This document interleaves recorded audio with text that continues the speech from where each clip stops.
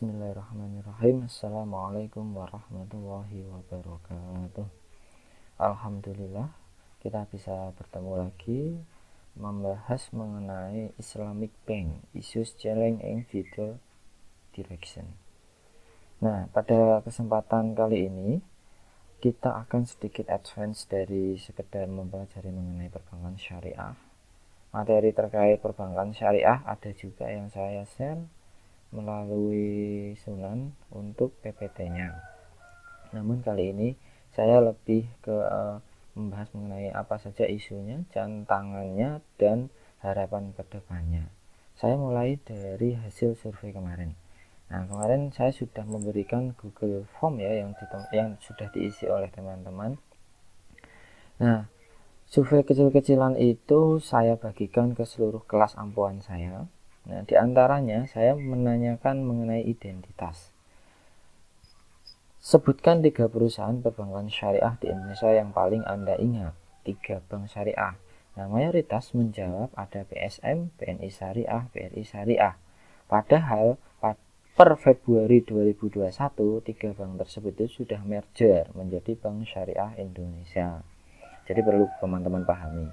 Meskipun ada juga yang sudah tahu bahwa BSI itu juga gabungan atau merger dari BSM, BNI, dan BRI Syariah. Nah, kemudian ada juga yang sama sekali jawabannya dari 3 bank syariah yang saya tanyakan itu tidak merupakan nama dari bank syariah. Jadi harus dipahami dulu bank syariah itu seperti apa, identitasnya, biar kita tidak salah kaprah gitu, tidak salah menyebutkan. Kemudian pertanyaan yang kedua mengenai persepsi. Apa yang terlintas di pikiran Anda saat mendengar perbankan syariah? Nah, saya akan merangkumnya dari semua jawaban itu. Di antaranya ada yang menjawab benar, yaitu bank yang pelaksanaan operasionalnya berdasarkan prinsip-prinsip syariah Islam. Jadi ada yang bilang nanti tidak menggunakan bunga dan seterusnya. Tapi juga ada yang menjawabnya itu berbeda. Berbeda itu ya artinya tidak sesuai dengan yang seharusnya itu tadi. Kemudian ada juga yang bisa menjelaskan lebih rinci bahwa bank itu terdiri dari bank umum syariah, unit usaha syariah, dan PPRS. Nah, pertanyaan yang ketiga, apakah Anda memiliki rekening di perbankan syariah? Nah, saya kan pertanyaannya ya dan tidak. Dari seluruh responden yang saya tanyai, kurang dari 20% itu yang memiliki rekening di perbankan syariah. Artinya masih banyak yang belum memiliki rekening di perbankan syariah. Nah, alasannya mengapa? Mungkin teman-teman sudah menjawab, di antaranya alasan menggunakan dan tidak menggunakan ya. Bagi mereka yang menggunakan yang kurang dari 20%, alasannya yaitu ada yang bilang bahwa fitur dan fasilitas m-banking itu cukup lengkap, termasuk juga ada fasilitas sodaqoh, sistem Islam dan tanpa biaya admin. Yang ketiga ada faktor perintah agama, yaitu larangan untuk menggunakan riba disamakan dengan bunga. Kemudian juga menurut mahasiswa akadnya sesuai dengan syariat Islam. Ada yang bilang seperti itu yang menggunakannya. Yang terakhir yang saya rangkum, sistem bagi hasil sebagai solusi sistem bunga yang dilarang dalam Islam. Jadi ada juga yang menjawab seperti itu bagi mereka yang memiliki rekening di perbankan syariah. Kemudian bagi mereka yang tidak menggunakan perbankan syariah, alasannya ada yang bilang tidak ada niatan menggunakan bank syariah. Niat aja tidak. Nah, gimana? Yang kedua, belum paham betul dari prinsip perbankan syariah. Nah, harapannya ya setelah belajar ini sudah difaham. Jadi ingin menggunakannya. Yang ketiga, memiliki rekening di bank lain. Nah, ini nyambung dengan seterusnya. Karena dia memiliki rekening di bank lain, itu alasannya mengikuti rekening orang tua. Ada yang bilang seperti itu. Ada yang bilang belum ada bank syariah di sekitarnya, jadi tidak menggunakannya. Biaya administrasi yang tinggi dan tidak paham perhitungan bagi hasil. Itu diantara jawaban-jawaban dari mahasiswa mengenai mengapa mereka menggunakan dan tidak menggunakan perbankan syariah. Nah, selanjutnya apa yang harus dilakukan bank syariah untuk menarik minat masyarakat? Nah, ada yang menjawab, berikanlah reward. Reward di sini artinya bank memberikan dan meningkatkan reward kepada nasabah setia atau nasabah yang loyal. Ada juga yang menjawab, kepatuhan syariahnya menjaga pelaksanaan prinsip syariah agar masyarakat itu yakin bahwa bank syariah itu benar-benar syariah. Kalau tidak syariah, tidak syariahnya itu di mananya? Nah, kadang pertanyaannya memang seperti itu, tidak syariahnya itu di mana ya? Dalam prakteknya seperti ini ya. Apakah yang salah itu sistem perbankan syariahnya atau SDM-nya? Nah, ini yang akan kita bahas pada pertemuan kali ini.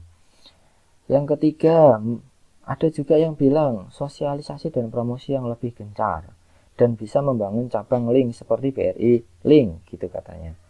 Nah, saya berpendapat pribadi bahwa sosialisasi dan promosi dari perbankan syariah itu sudah cukup masif. Artinya sudah banyak dilakukan. Ada yang kita mengenal istilahnya bulan inklusi, bulan literasi, dan ada kewajiban setiap tahun perbankan syariah harus memberikan laporan literasi terhadap masyarakat. Itu juga sudah. Mengenai membangun cabang link seperti BRI Link, saya pikir untuk era saat ini kurang efektif karena sudah era digitalisasi. Nah, era yang generasi baby boomers akan digantikan oleh generasi milenial yang melek teknologi. Maka saat ini yang sangat diperlukan adalah pengembangan mengenai IT, ya, mengenai IT atau TI, teknik informatikanya. Nah, itu akan kita bahas juga selanjutnya. Yang terakhir, nah ini ada juga yang menjawab bahwa memiliki brand ambassador. Brand ambassador itu adalah orang yang memiliki pengaruh besar ya dalam membangun kepercayaan masyarakat terhadap perbankan syariah. Nah, siapa yang cocok? Nah, ini lucu-lucu nih jawabannya. Ada juga yang menjawab Pak Yasin. Nah, kapasitas saya apa? Saya terkenal apa gimana? Nah, seperti itu. Ada juga yang menjawab Ustadz Maulana, Ustadz Abdul Somad, Tindahau, Najwa Shihab, Ustadz Yusuf Mansur, atau juga ada yang menjawab general, ulama-ulama yang mengetahui tentang syariah dan seterusnya. Nah, ini sangat menarik bagi saya yang membaca, dan ini saya sampaikan ke teman-teman mengenai hasil dari riset kecil-kecilan ya, atau prasurvei lah sebelum mata kuliah mengenai persepsi mahasiswa terhadap perbankan syariah. Kurang lebih seperti itu. Nah, saya lanjutkan. Bagaimana operasional bank syariah berjalan? Nah, bank itu merupakan lembaga intermediari antara yang kelebihan dana dengan kekurangan dana. Kalau mau saya tunjukkan ya. Nah, di sini bank syariah letaknya itu di antara nasabah yang memiliki banyak dana dengan yang tidak memiliki dana, meskipun ada pendiri atau modal ya, tapi ada juga finance debt, ini debt financing. Jadi debt financing ini orang yang membutuhkan dana, defisit dana. Nah, pada orang yang memiliki dana, mereka menempatkan dananya di bank syariah dengan akad wadiah, mudharabah, wakalah, kafalah gitu ya, ke bank syariah. Nah, ini akad-akad apa saja ini wadiah, mudharabah, wakalah, kafalah itu ada di PPT yang lain. Tidak saya sampaikan di sini. Kemudian dari ini nanti kalau wadiah itu mendapatkan bonus, mudharabah mendapatkan bagi hasil. Dari bonus dan bagi hasil nanti ada zakat, ada pajaknya. Kalau dia memenuhi ketentuan zakat, ketentuan pajak dimasukkan ke bank syariah. Kemudian dari bank syariah nanti menyalurkan dananya ke pembiayaan, debt financing, atau ke equity financing, ke orang-orang yang membutuhkan dana. Debt financing nanti akadnya pakai baik pinjaman ajil, murabahah, ijaroh, nanti ada margin keuntungan dibagikan lagi ke bank syariah nanti dibagi ke nasabah, pemilik dana. Kalau equity financing ya, pembiayaan modal, ada musyarakah, ada mudharabah, nanti ada bagi hasilnya. Bagi hasil naik lagi ke bank syariah nanti dibagikan ke sini dan dibagikan ke pendiri modal. Pendiri modal nanti dapat bagi hasil dari pengelolaan bank syariah. Ini nanti ada yang disebut sebagai principle of urgent. Nah, itu juga bank syariah itu memangku dua kepentingan, yaitu kepentingan nasabah, pemilik dana, dan kepentingan pemilik atau pendiri ya, modal. Nah, kemudian yang unik juga di sini dari bank syariah, dia juga menyalurkan pembiayaan yang disebut sebagai pembiayaan qardul hasan, pembiayaan kebaikan atau pembiayaan sosial. Nah, ini pembiayaan yang misalnya utangnya 1 juta ya nanti baliknya 1 juta. Nah, ini harus ada juga di bank syariah, tapi tidak mudah menyalurkan pembiayaan ini karena benar-benar harus orang-orang yang jujur, orang-orang yang dia itu benar-benar mampu atau bisa mengembalikan pembiayaannya tepat waktu. Dana bergulir kalau bahasa kita yang sehari-hari gitu ya, dipinjamkan si A nanti lunas, pinjamkan lagi si B. Nah, itu ada tanpa bunga kalau di konven ya, kalau di syariah tanpa margin, tanpa bagi hasil gitu. Memang pure qardul hasan. Saya lanjutkan.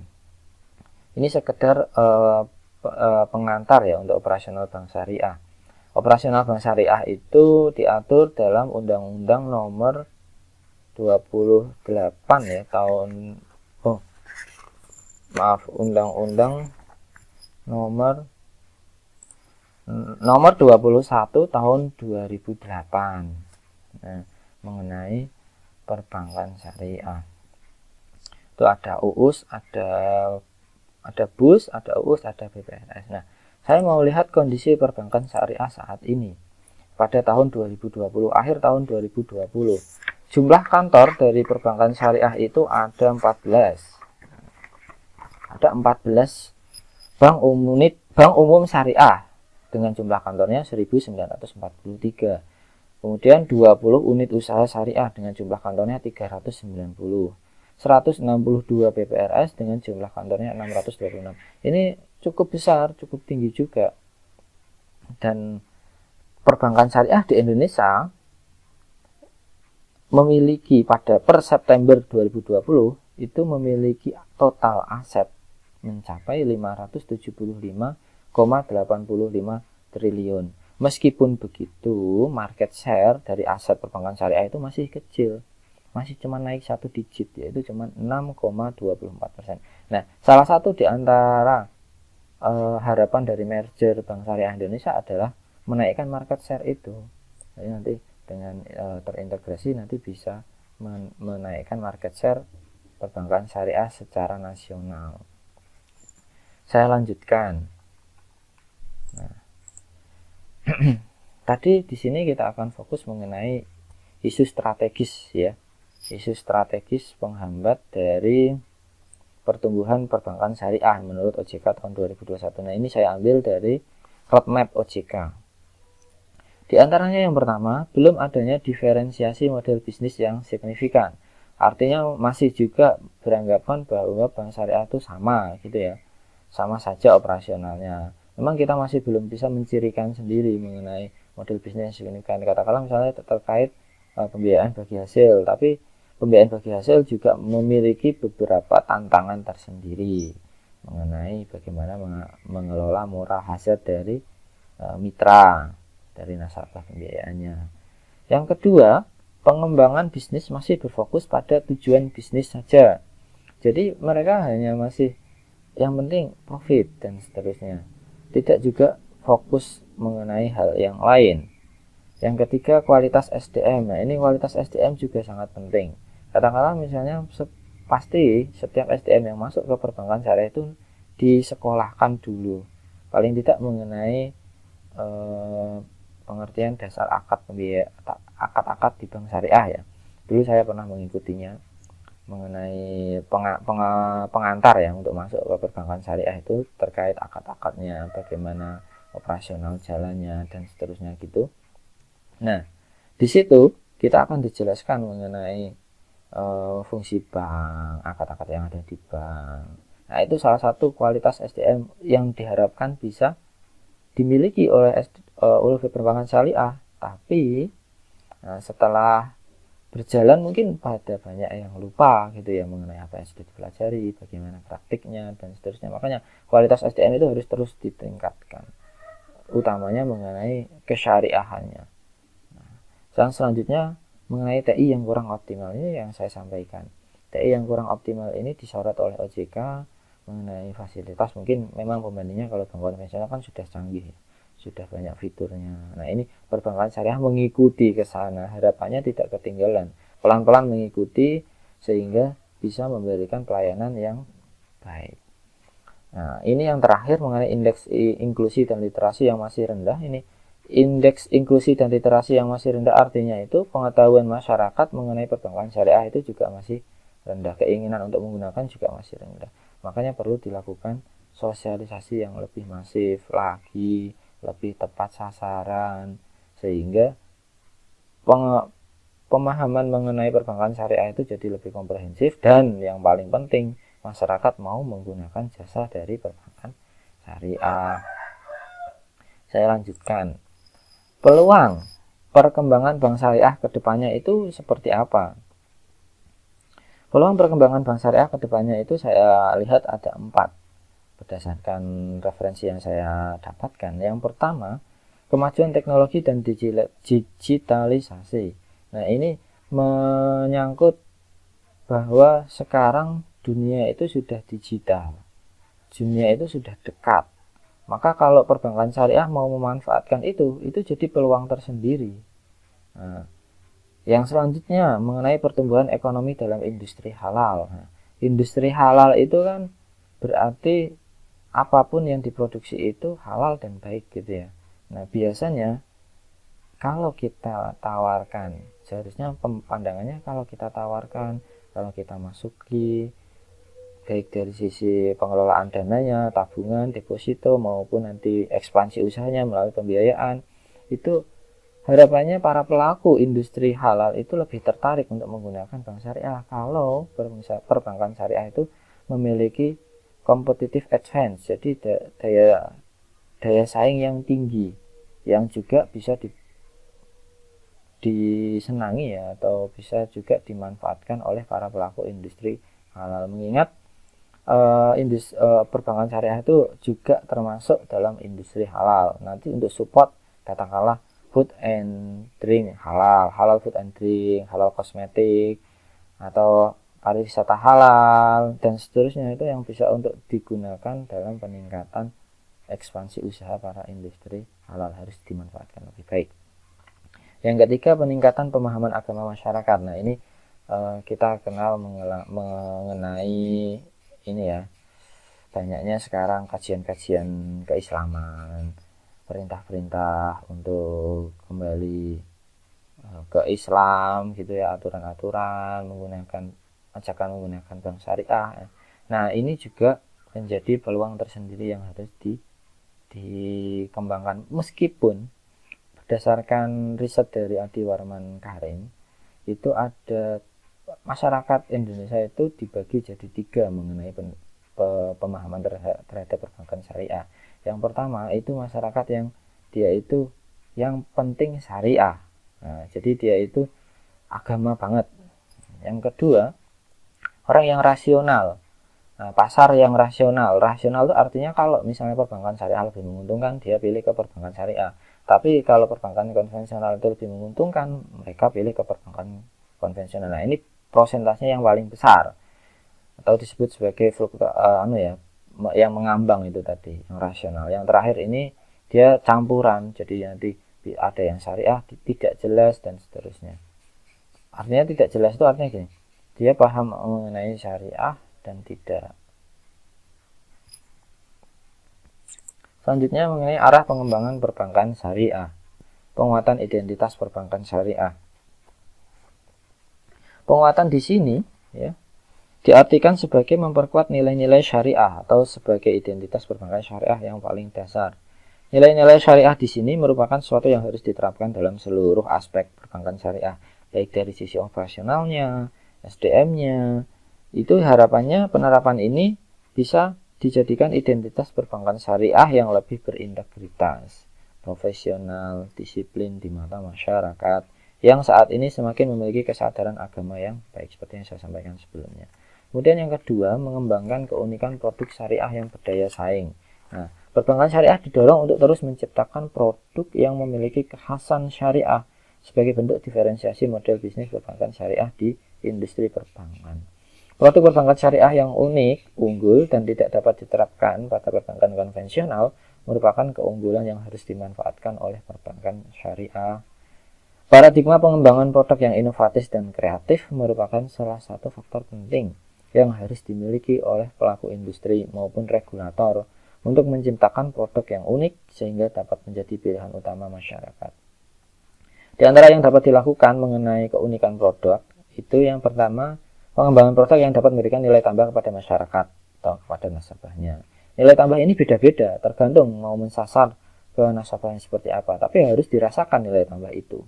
Yang kedua, implementasi produk yang mendukung program prioritas nasional. Ini salah satunya mungkin perbankan syariah bisa masuk untuk pembiayaan program strategis pembangunan nasional. Kan sekarang baru banyak nih pembangunan infrastruktur. Bisa juga dimasukkan oleh perbankan syariah, nanti diikuti dengan skim-skim pembiayaan yang sesuai. Yang ketiga, menyiapkan dasar hukum yang dapat mempercepat izin produk dan kegiatan bank. Nah, dasar hukum ini penting karena nanti jadi landasan hukum positif di Indonesia manakala ada masalah ke depannya. Seperti itu. Jadi merujuknya itu mudah. Nah, yang ketiga, memperkuat permodalan dan efisiensi. Nah, permodalan di sini dalam rangka meningkatkan daya saing perbankan syariah. Jadi semakin besar modalnya, itu kan daya saingnya lebih tinggi. Ada kaitannya KPMM, kewajiban penyediaan modal minimum. Nah, itu kan makanya kenapa merger juga itu alasannya biar meningkatkan KPMM sehingga bisa ekspansi lebih besar, pembiayaannya lebih banyak, bisa masuk ke program-program proyek-proyek strategis nasional dan seterusnya. Nah, kemudian yang keempat, mendorong digitalisasi perbankan syariah. Nah, digitalisasi di sini itu artinya perkembangan teknologi yang semakin cepat dan menuntut perbankan syariah untuk selalu mengembangkan infrastruktur teknologinya agar dapat melayani nasabahnya dengan lebih cepat, lebih nyaman, dan lebih baik. Digitalisasi produk dan layanan untuk mendukung pelayanan dan operasional perbankan syariah dapat menjadi nilai tambah bagi nasabah dalam berinteraksi dengan perbankan syariah. Artinya sekarang untuk mengakses layanan perbankan syariah tidak perlu antri lama ke bank, jadi cukup dari rumah, dari handphone. Nah, strategi dan kebijakan ini sangat diperlukan. Kenapa? Karena bisa untuk mendukung akselerasi penerapan digitalisasi guna menjaga daya saing perbankan syariah di era normal baru saat ini, di era normal baru pandemi. Jadi yang kita dibatasi pergerakannya dan seterusnya. Kemudian ini slide yang terakhir ya, sinergitas perbankan syariah. Nah, kalau kita perhatikan di sebentar ini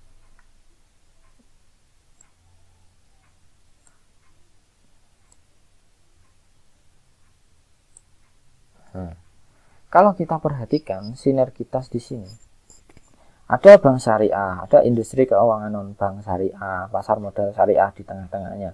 Nah, sinergitas di sini artinya yang pertama bisa kita katakan sinergi dengan industri halal. Nah, ada media dan rekreasi halal, makanan halal ya, ada modis fashion, farmasi dan kosmetik halal, wisata halal, haji dan umroh. Nah, perkembangan industri halal yang semakin pesat ini baik secara global maupun nasional, sejalan dengan hal tersebut, perbankan syariah harus memanfaatkan momentum ini dengan berkontribusi secara optimal dalam pengembangan industri halal di Indonesia.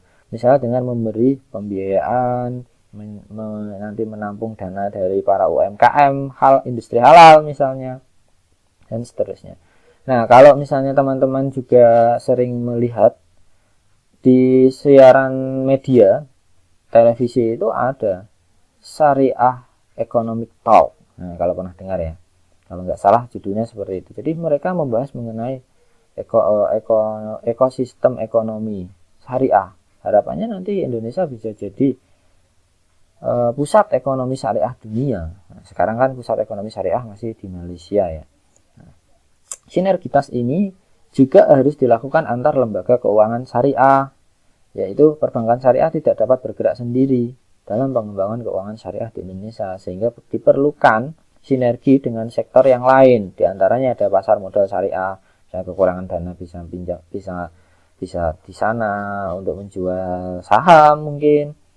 Nah, pasar modal syariah ini digunakan sebagai pendukung, atau juga bisa lembaga keuangan non bank IKNB. Nah, caranya mungkin IKNB itu menaruh dananya di bank syariah dalam bentuk deposito dan seterusnya. Sehingga hal tersebut dapat menjadi jalan untuk memperluas akses layanan perbankan syariah dan mendorong bank syariah untuk lebih aktif dalam aktivitas lembaga keuangan syariah lainnya. Nah, ini jadi saling mendukung seperti itu. IKNB butuh tempat biar dananya tidak idle ditaruh di bank syariah. Bank syariah butuh dana untuk disalurkan lagi ke nasabah-nasabahnya. Pasar modal juga seperti itu. Jadi semacam support platform sharing. Nah, ada tuh. Kemudian nomor 3, sinergi dengan lembaga keuangan sosial Islam. Salah satunya dengan mengoptimalkan peran bank syariah pada pengelolaan dana zakat, itu ada ya, infak, sedekah dan wakaf. Yang terbaru itu bank syariah itu sebagai LKS PWU ya, lembaga keuangan syariah penerima wakaf uang. Nah, wakaf uang kan juga baru digencarkan oleh pemerintah saat ini. Kemudian selain itu diperlukan juga sinergi. Nah, ini ada yang terakhir yaitu ada masjid, pesantren ya. Diperlukan sinergi dengan kementerian dan lembaga lainnya. Artinya, kementerian dan lembaga lainnya ini digunakan disinergikan tujuannya agar dapat terlibat pada setiap program kerja strategis kementerian atau lembaga. Misalnya nih, Bank Syariah dalam program pembiayaan perumahan, misalnya ada Dinas PUPR. Nah, bisa tuh mengajukan juga Bank Syariah untuk memberikan pembiayaannya. Kemudian kerjasama juga bisa dengan pondok pesantren, institusi lembaga. Karena di Indonesia itu memiliki 82.000 madrasah, 796 perguruan tinggi, dan 229.000 pondok pesantren di Indonesia. Selain itu, kalau contoh realnya itu di UMK juga sudah ada kerjasama dengan Bank Syariah. Dulu dengan Bank Syariah Mandiri ya, sekarang dengan BSI kan namanya. Nah, kerjasama dari menjadi banyak hal, lumayan kan kalau bisa bekerja sama dengan sekelas UMK. Nah, seperti itu. Yang terakhir yang perlu saya sampaikan di sini yaitu meningkatkan awareness masyarakat dalam kerangka ekosistem ekonomi syariah. Nah, artinya Bank Syariah juga perlu memperluas basis nasabah dan membangun pemahaman masyarakat mengenai bank syariah. Nah, ini memang kecenderungannya agak dibilang sulit ya tidak, dibilang mudah ya tidak. Tapi kalau ada usaha pasti bisa. Artinya gini, awareness masyarakat itu Bank Syariah harus lebih dekat. Lebih dekatnya misalnya kalau ada event apa, Bank Syariah itu bisa ikut